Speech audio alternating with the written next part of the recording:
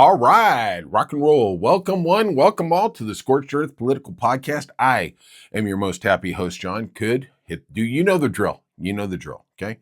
Like, subscribe. If you're already here, you probably already done one of those too, because I can't imagine too many people wandering into this ecosystem. It's like radioactive. Shh. We're angry. We're Scorched Earth. Hey, feel free to leave a comment. We got some really interesting ones. I really enjoy the Russian trolls who kind of try to pretend they're U.S. service people. Wink, wink. And talk about how I'm disrespecting them because I'm saying that we should have had our flags at half staff. You know, for the fallen. Yeah, I'm the one disrespecting the armed forces. Yeah, okay. They got to come up with some new material. I'm telling you that. Okay, let's get to it. Let's burn it all to the ground. We are your Scorched Earth, and we're going to talk about Kristi Noem. That's obviously a huge thing.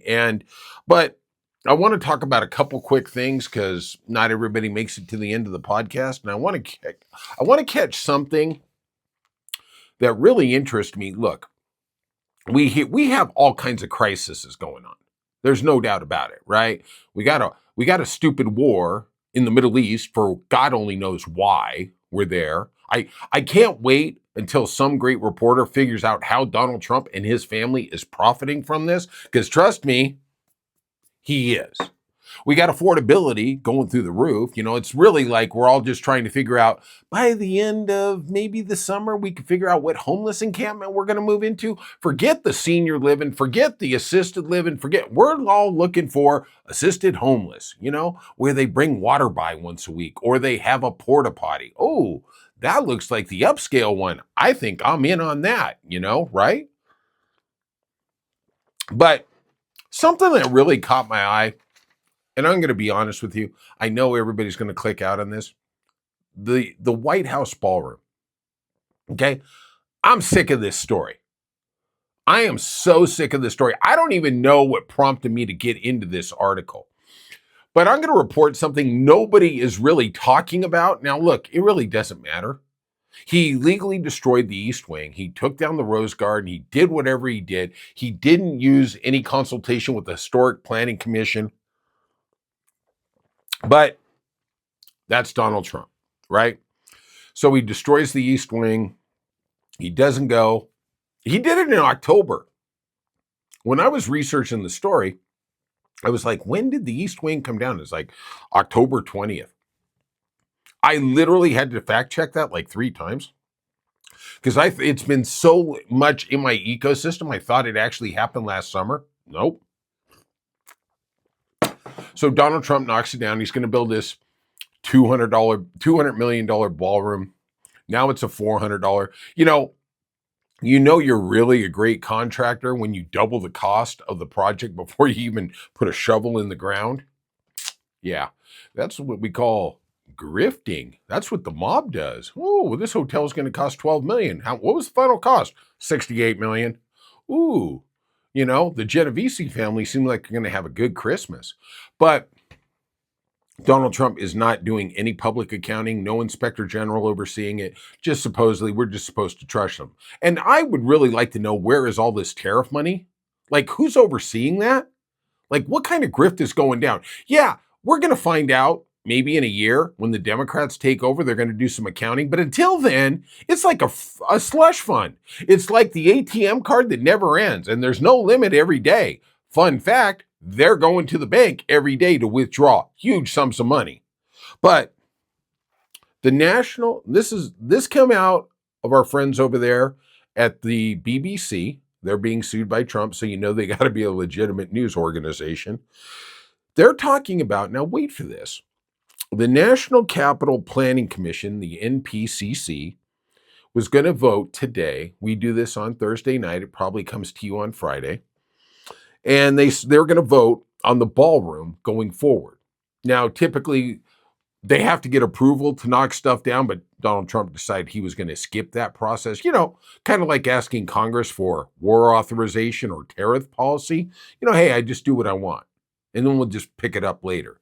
But they had so many complaints and comments, over 32,000, that they had to delay the hearing today for a month, basically till April 2nd. Now, fun fact, the ballroom is going to go forward because everybody on this commission, was appointed by Donald Trump, right? I mean, I'm sure they got a little piece of the pie too, right? But in the press release, and I know I can already hear people turning out. He took out the East Wing without asking anybody. He took out the Rose Garden. He did all the other stuff, right? You've heard all this stuff. Here's the thing and I don't know if you've seen the drawings. I wish I could bring it up, but look, I'm still writing stuff on paper. That's how primitive this podcast is, but I will tell you this, it's accurate, is I've always been flummoxed by, for MAGA, that's confused. I'm always been flummoxed. You see the West Wing, right? That's the big picture of the White House. And then they had the East Wing behind, and they had, ancillary buildings. And then he took it all down. And now you've seen the gaudy monstrosity that is this ballroom, right? The renderings seem to change every week, kind of like we do with this diapers, once a week, I think. And I was always amazed, like, it's going to dwarf one of our national symbols of pride, which is the People's House, which is the White House, the West Wing, right? And it was going to dwarf it. And I was like, well, okay, I guess that's what it is. I mean, if you're gonna make it into an S show, just make it all the way. Let's not have any aesthetic. And if you've seen the Oval Office, it is like a brothel. There's gold on the wall, and it's literally like a Turkish delight. It's not really what America is about. America is about the people's house. We're not about being ostentatious. You want to do that, you go over to France, you go have your revolution. Well, I guess that's where step one. We have the gaudy palace, now it's time for the revolution. Viva America! But in the BBC report, I was reading about the commission today that met, and then they had to delay it a month. This is an interesting little tidbit. And this comes from Josh Fisher, who's the director of the White House administration, and he seems to be the key person in this going forward of the ballroom thing. He says, wait for it, we're adding a second story to the West Wing. What the F? We're adding a second story?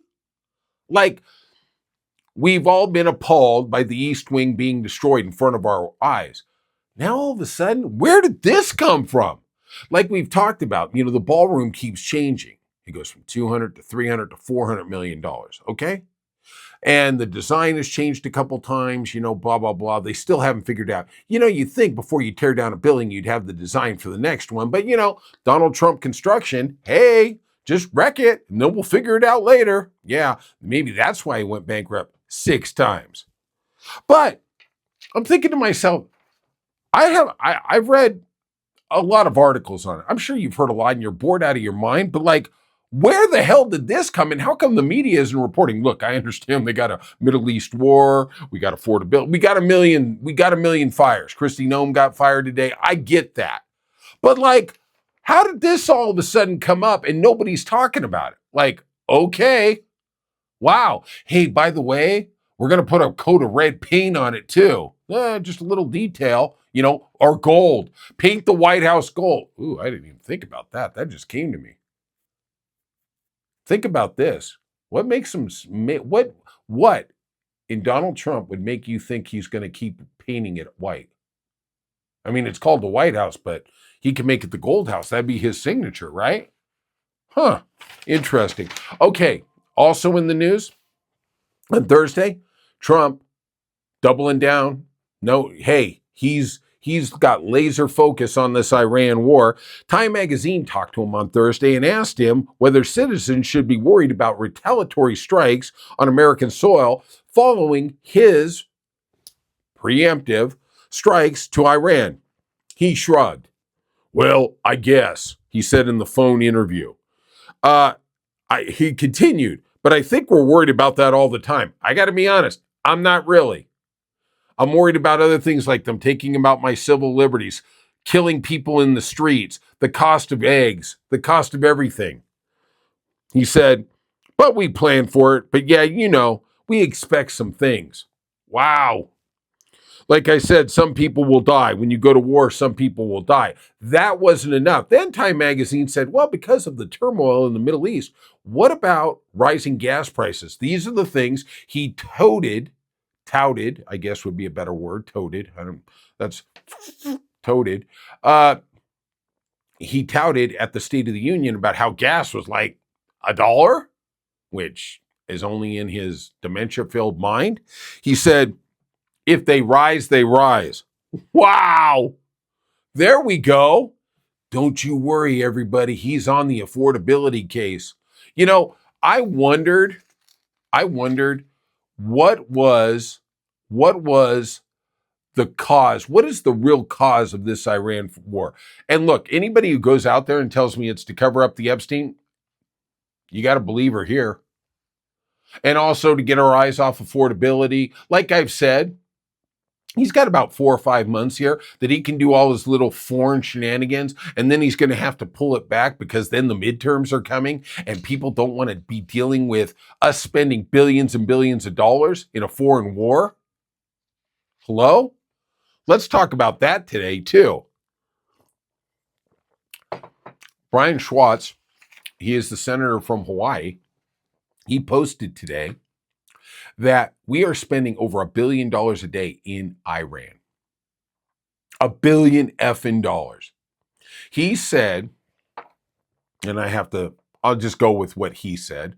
He said in the first 30 days of Iran, we will spend more than we would have to insure 2 million people in the United States with health insurance.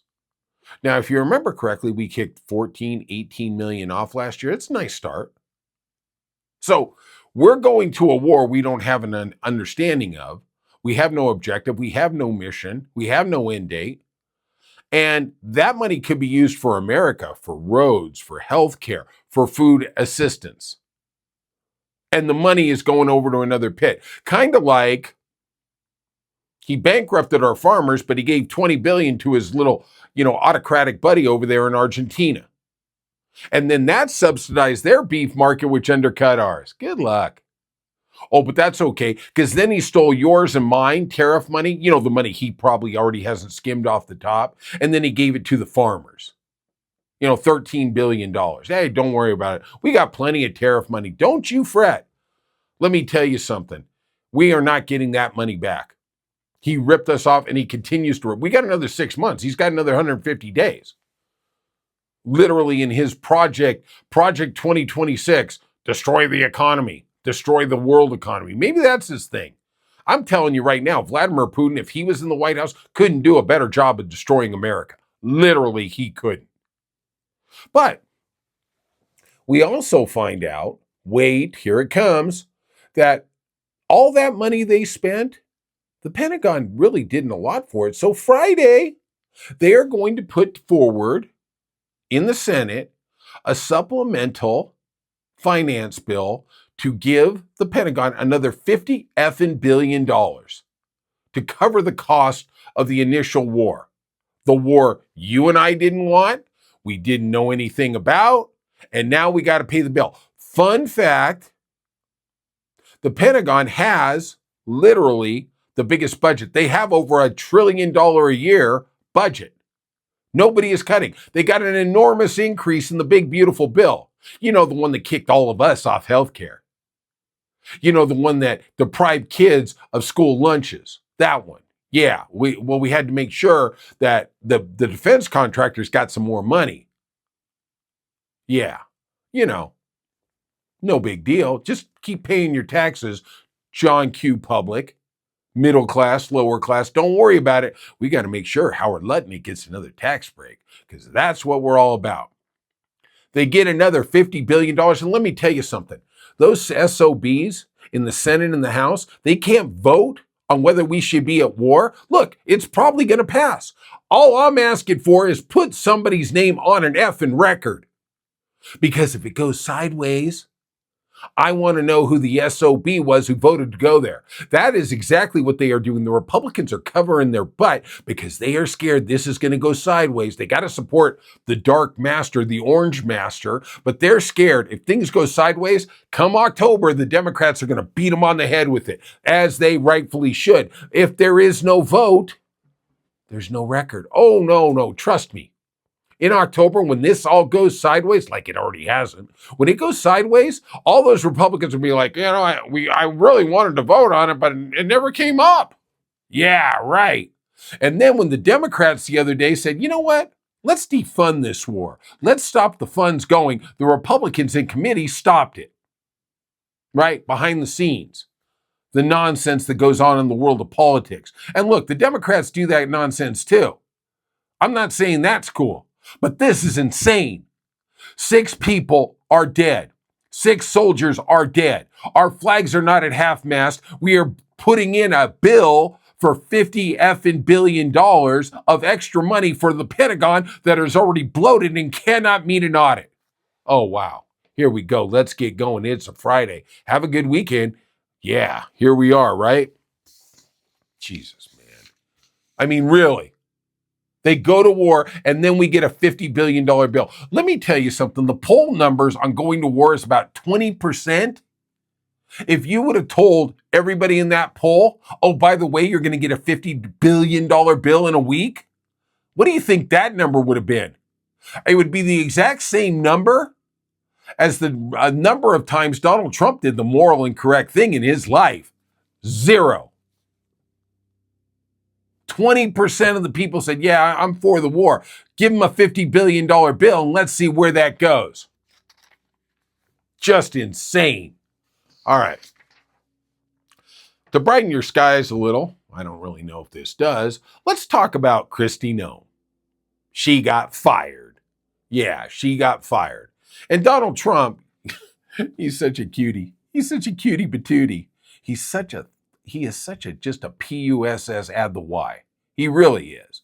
You know, there was a time back in the first administration when he fired one of his top advisors, Prince Rebus, and Prince Rebus was on the tarmac and he was going to go on a plane to somewhere, and Donald Trump literally talked to him on the phone.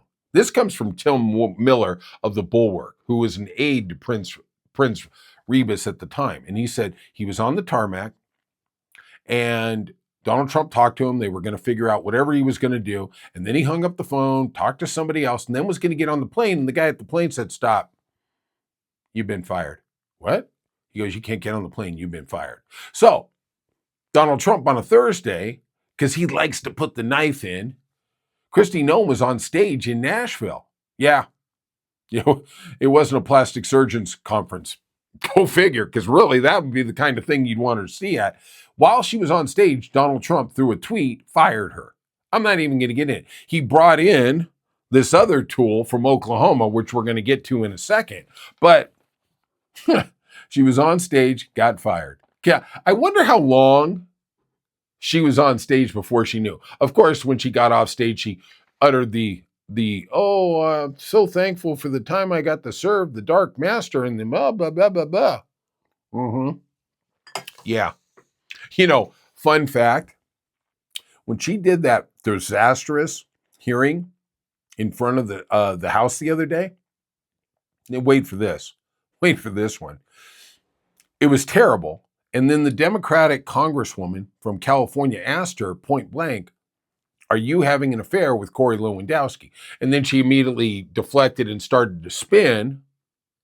And she said, well, I'm not going to get into the tabloid. Her actual husband that she's legally married to was 2 rows back. And the rumor is she brought him so she hopefully wouldn't get that question. Can you imagine what a cuckold mother effer that dude is? Like, there's my wife. We're going to talk about the guy she's been banging for literally, I don't know, a year, 2 years, whatever it is. And she's been doing it in public. Wow. How you doing? How you doing?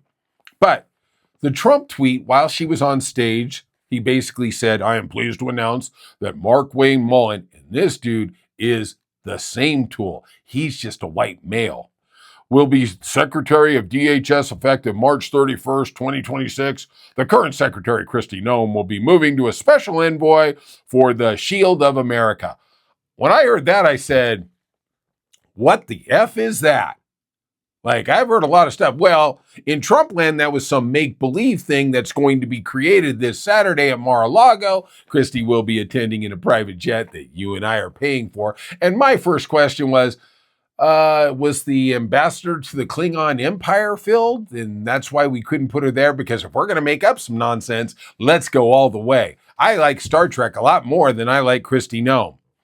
So, as we know, the Trump administration is a circular firing squad. And I mean, really, you get in there, it is like the pit in the old Russian Empire where they would literally throw scraps of food into a pit with dogs and kids, and let's see who survives. That is really, you have people in there who have political aspirations, but they're also playing musical chairs.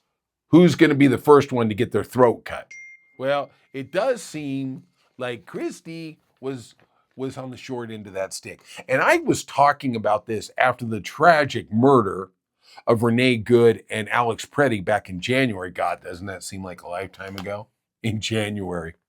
What, 6 weeks ago? 6 weeks. I mean, my gosh, the world has changed in that time. But after the January 27th murder of Alex Pretti, I'm going to tell you how come Kristi Noem got fired. I can see the fingerprints all over this. Do I got facts? No, but you know what? Like I say, if it walks like a duck, if it talks like a duck, it's an effing duck. Okay? After the murder of Alex Pretti, she called him a domestic terrorist.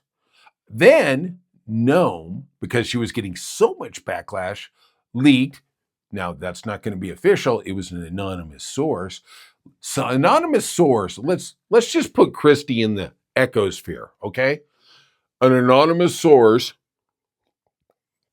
at DHS leaked to Axios, wink, wink, everything Kristi has done, she's done at the direction of the president and Stephen Miller. That's where I'm in trouble. I'm going to take that shotgun with the one bullet, the sniper rifle, and I'm going to try and get the one guy who's after me. Honey, you may have hit him, but you didn't kill him. And we're talking about Stephen Miller. And trust me, that is a reptilian little scum. That guy has no heart. That guy has no soul. And he is all about vengeance, right? Back then, I told you, and if you didn't listen then, shame on you, if that one of those two was going to be gone. One of them, somebody who had to go, and I really started to think it was Kristi when they started to kind of pull her back and got rid of Greg Bovino, and they brought in Tom Homan to kind of right the ship, to get the PR, and really their numbers never came around, right? It's kind of like, and let me explain to you why Stephen Miller won here. You ever watch football, watch pro football? You got your team and they suck.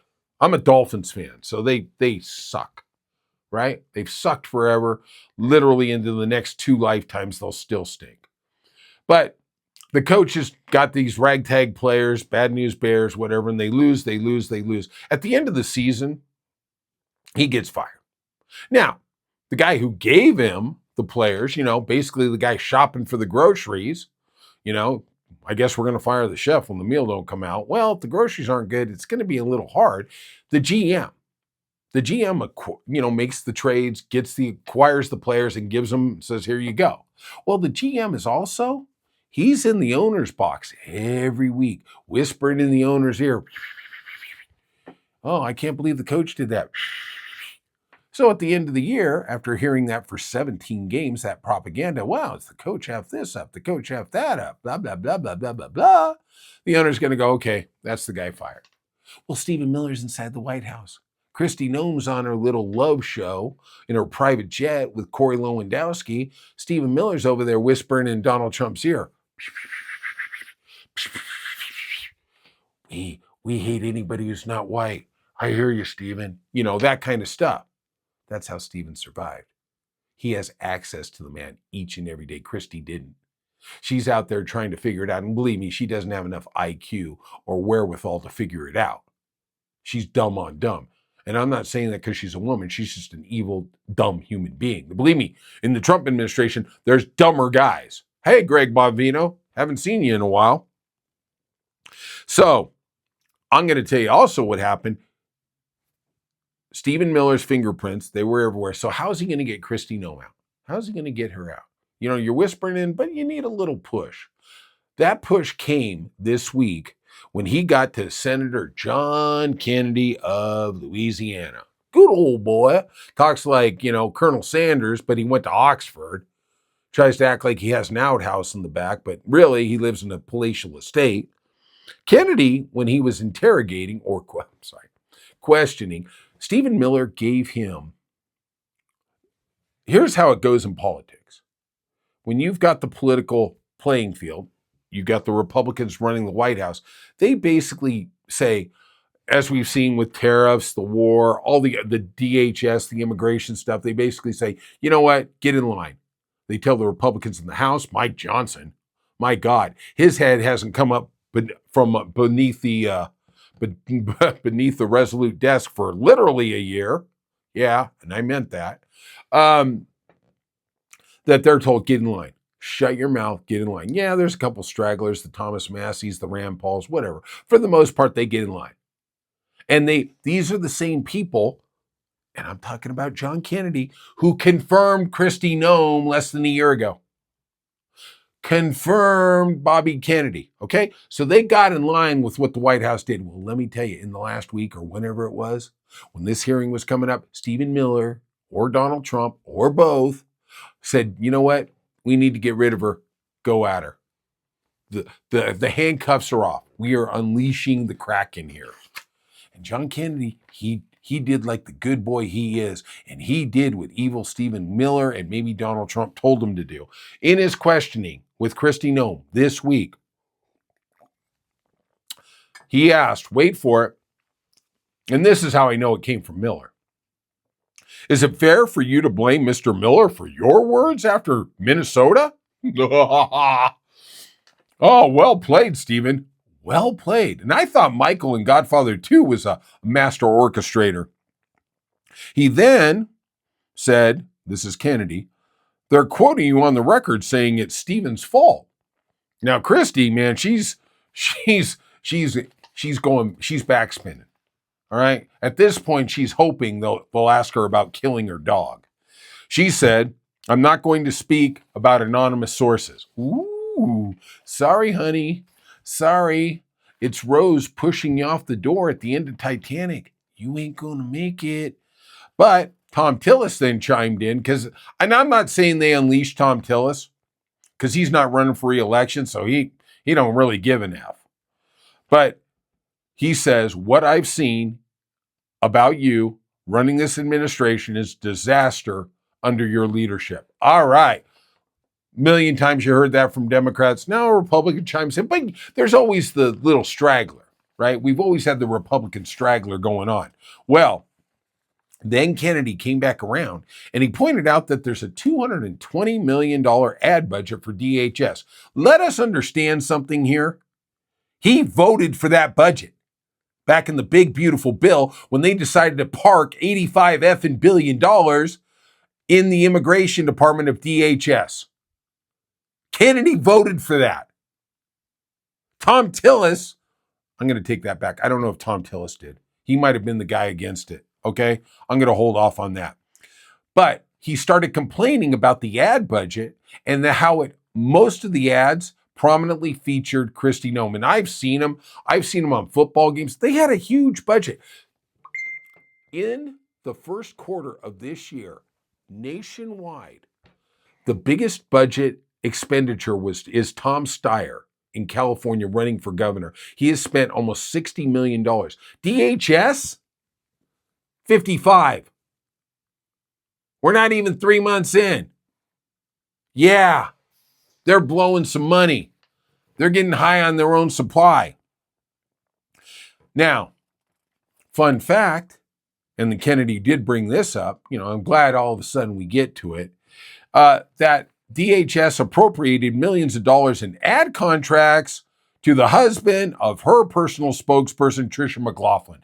And let me tell you, that lady is a real corrupt son of a gun. But her husband might be even more corrupt. Kennedy then says, "You did not bid out these contracts." Oops. Then Kennedy drops the bomb. All of a sudden they notice this. All of a sudden now they get religion. I mean, really, how do they look themselves in the mirror? He said, "You chose a company that was formed 11 days before you picked to give them the contract." Ooh, wow, that's a miracle. With the thousands of ad agencies in this country, all of a sudden, one that just organically grew 11 days before, of course, was owned by Tricia McLaughlin's husband, happened to get a huge DHS ad contract. Wow, what a coincidence. And you thought hitting the lottery was hard. Well, Tricia McLaughlin found her own ticket to the lottery. So now Kristi's out at the end of the month. Corey Lewandowski, her little boy toy, he's also out. He literally went to social media immediately saying, "I appreciate Donald Trump. I'm an unpaid advisor. I'm a volunteer, blah, blah, blah." Corey got fired in Trump 1.0, then kind of hung around, and he made a little comeback. I will tell you this. In 30 days, we're going to see a new podcast. It's going to be the Kristi and Corey podcast. Tune in. Ought to be interesting. So now let's look at the tool who's going to take over at DHS. Now, The Who, one of my favorite groups of all time, have a very infamous line, says, "Meet the new boss, same as the old boss." This guy, the only difference is he might have a little less Botox, but I don't think he has any more brain cells. His name is Markwayne Mullin, and he comes from the great state of Oklahoma, which is in the bottom 5 of education. Doing great over there, MAGA. Tuesday, he said, "The U.S. operation in Iran is a war." Tuesday of this week. The next day, he did some backtracking. He must have known he was on the fast track to get DHS. He says, "Iran declared war on us." Ooh, okay, we got ahead of that one. You know, John Travolta on the dance floor doesn't do a pivot as well as he did.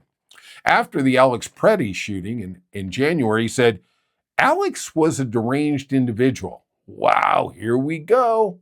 Here we go, man. You got some stuff going, buddy. Also, I did see a picture as I was researching his infamous career, and he was cowering. He's an MMA fighter. He fought like 3 times, a total of like 5 minutes. He fought in some barnstorming BS league. Like literally, they were doing UFC kind of stuff in the park, and somebody got a camera and said, "Oh, we're MMA." Yeah, okay, yeah, sure you are, buddy. But he in January 6th, he was there, 2020, and 2021, excuse me, and he was hiding like a PUSS add the Y, like as the rioters were coming in, or trying to get in. He was just hiding, big bad dude. He also, last year, almost got into a literal fight with a Teamster that he was questioning in a Senate hearing. Bernie Sanders, the greatest politician in this lifetime and maybe the next one, was literally running the committee. He goes, "Hey, man, comport yourself," as they were egging each other on to literally throw down right there. I heard the exchange and it was like, "You stand up. No, you stand up." And Bernie like, "Hey, you're a senator. Act like one." Oops. Once again, the wisdom of Bernie. Love that dude. Love that dude.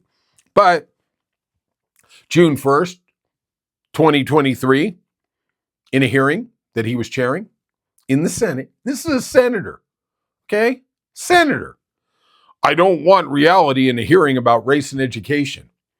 Well, there you go. That's the fantasy that is MAGA. He also is an election denier.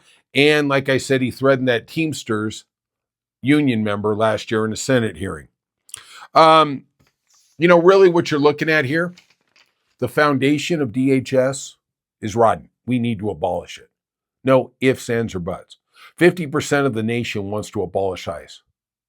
We need to get rid of it. We need to start it good. When the house is rotten, let's just get rid of it. Kind of like Donald Trump did with the East Wing. And he claims there was mold. Oh, water issues. It wasn't a rotten house, but he got rid of it. Okay, we're there now. We're going to rebuild it, whatever it is. DHS is rotten. It is rotten to the effing core. And they need to replace it. And they need to replace it now. And this Markwayne Mullin, he's going to be the same perfunctory mother effer that Kristi, but he's just going to know how to hold back his words a little more. Think about Tom Homan light. Tom Homan is literally a criminal. He took $50,000 on video by the FBI in a kava bag, and they still kept him there because even as corrupt as he is, he's the least corrupt of all those POSs. Jesus Christ, right? Like, wow, how do we even get there? How do we even get there? Now, we're going to end up the podcast with quite a nice little revelation. Seems like Donald Trump thinks he should be the person to name the next Iranian supreme leader. God, I love that guy. After he is responsible for over 5,000 military strikes in the first 96 hours of the war that he didn't ask for, didn't get authorization, and didn't give us a reason. God, I love that guy. He killed the political, not just the political leader, but also the spiritual leader of the Shia Muslims in Iran. And all I could say is this. Let's just assume that the Pope, for argument's sake, the Pope is probably the leading or the most well-known religious figure. If you were a Catholic and he took out that leader, that would be a problem. That would be a serious effing problem. These people in Iran, and I don't think Donald Trump put this into the calculus. Of course he didn't. But yeah, it's the political leader who's suppressing, but there is a huge contingent of people in that country who look at him as their spiritual divine leader. That is a thing not to be relegated. And Donald Trump just thinks because there's a huge portion of the population, let's just say 60%, that is adamantly opposed to the leadership of the Ayatollah Khamenei, that everybody's going to love him if they take him out. Now, where does that sound like? 60%, 70% of the country doesn't like their leader? Got to be honest, if you took out our leader, you may get my vote. I may let you pick the next one because it really couldn't be worse than that one. Just saying. Just saying. But the newest count we have in the Iran war is over 1,200 Iranian civilians have been killed. Infrastructure has been destroyed. Water systems, electrical systems, food systems have been destroyed. And I did see something cute on Instagram, and I'm just hoping it's true. I'm just hoping it's true. That Iran went out to the desert. Remember, Iran is 3 times the size of Texas. Huge, huge country. They went out to the desert and literally painted helicopters on the ground. And Israel has launched $5 million cruise missiles to destroy it. Because satellite imagery, there's a helicopter, let's take it out. Now, I saw a video.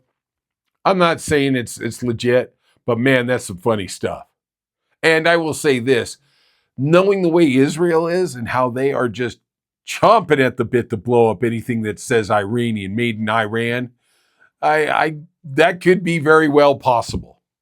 It could be. Can you imagine being the commander and going, yeah, what do we do? Oh, we destroyed it all, and all they see is a big hole. They don't see any shrapnel of metal. Ooh, maybe not be a good day to ask for a promotion here in the Israeli IDF. Yeah, right? Also, we are now seeming to get information from Pete Hegseth that now the United States, in their investigation, it is possible that our missiles, we are the one who struck that girls' school, killing over 150 innocent Iranian girls. Yep, there you go. That's a war crime. That's a war crime. You know, if you're going to plan a war, you ought to goddamn know where you're going to send the missiles. Sorry, not sorry. I mean, it's genocide. And you know what? Israel did plenty of that in Gaza, killed plenty of innocent women and children, hell, men too, but, that's just collateral damage, right? Also, we saw on Wednesday they sunk an Iranian frigate, killing 87 people. My question was, couldn't you try and save a little more? Oh, no, no, no. Let them swim. Let them swim. I guess. Trump also told Axios that he should be picking the next leader, and that I'm going to get this name wrong, so please don't throw down on me too hard in the comments. Majapta Khomeini, who was the son of the assassinated leader, he called him an unacceptable choice. Ooh, okay, Donnie. Okay, well, if I was this guy, I would be playing real scarce. I wouldn't want anybody to know where the hell I am. And I will say this, Israeli intelligence is so good in Iran. They seem to have better coordinates on where their leadership is than the Iranian Republic Army. I'll tell you that. And, like Donald Trump said, that's an unacceptable choice. And, I understand that because the guy who won the 2024 presidential election here is an unacceptable choice. I'm just waiting for that to move on, and who do I see about that one? But the Iranian cleric, and this gets back to the spiritual side of it, not everybody there is going to be about the politics. There's a huge, like I said, there's a huge swath that are just religious believers. Let's call it that. And I'm not going to denigrate their religion or what their belief is, but that is the preeminent thing. Just like in America, think about this. And seriously, who else is talking about this stuff? Is how many people in America vote on religion? The evangelical movement. How many Republicans vote because, you know what? I'm a person of God, I've got to vote Republican.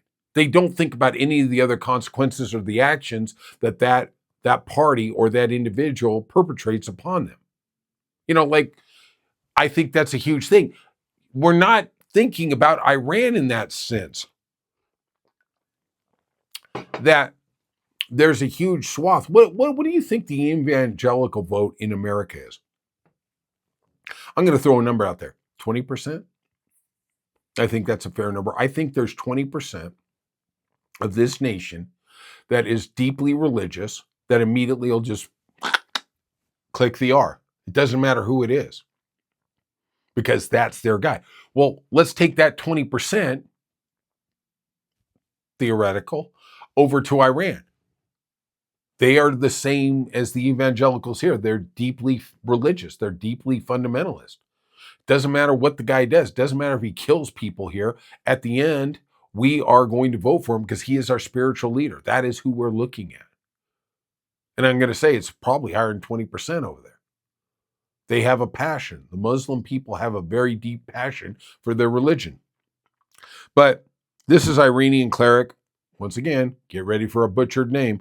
Ayatollah Abdullah Javadi, a Mulli. He and clerics typically don't call for violence. I do know the Ayatollah has called for violence before, but typically they don't. Yeah, they do threats. I'm not arguing, but clerics typically take the higher road, kind of like our priests. They don't advocate for violence. They do advocate maybe for the administration or whatever, but they are not going to call out for assassinations, like anything like that. Well, he seemed to break from the mold, and he talked to Al Jazeera. He said, I'm calling for the shedding of both Israeli and Trump blood. That's us. When Donald Trump says, hey, retaliatory strikes, terrorism. And I don't know if that mass shooting in Austin last week was a terroristic attack, even though the gentleman seemed to have an Iran shirt or an Allah shirt. We're not getting a lot of information out of it. To me, it's just another mass shooting, but okay, the guy wore an Iran shirt. Okay, whatever.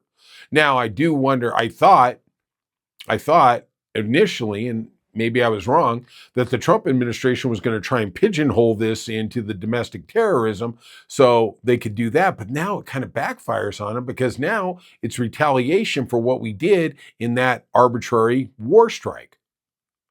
They're kind of caught there. Like if they come out and go, yeah, it was domestic terrorist, he was trying to avenge the thing that happened in Iran. Well, who's responsible for that? Oh, yeah, the guy in the Oval Office. The guy who's going to paint it red after he puts the second story on the White House. Just saying.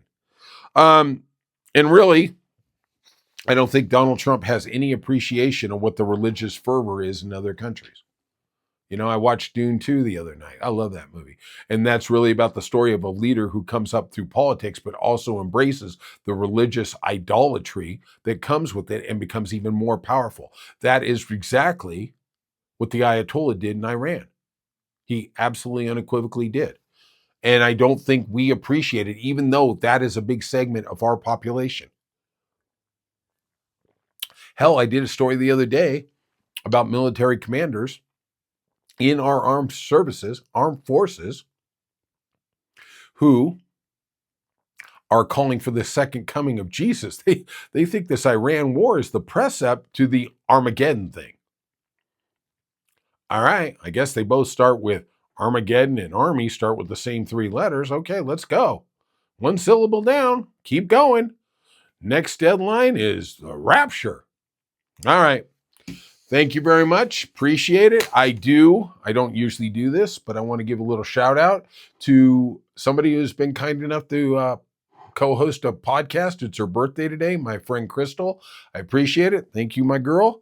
And we are your Scorched Earth. Please feel free to leave it in the comments. Have a good weekend. I love you all, and we'll see you soon on the Scorched Earth Political Podcast.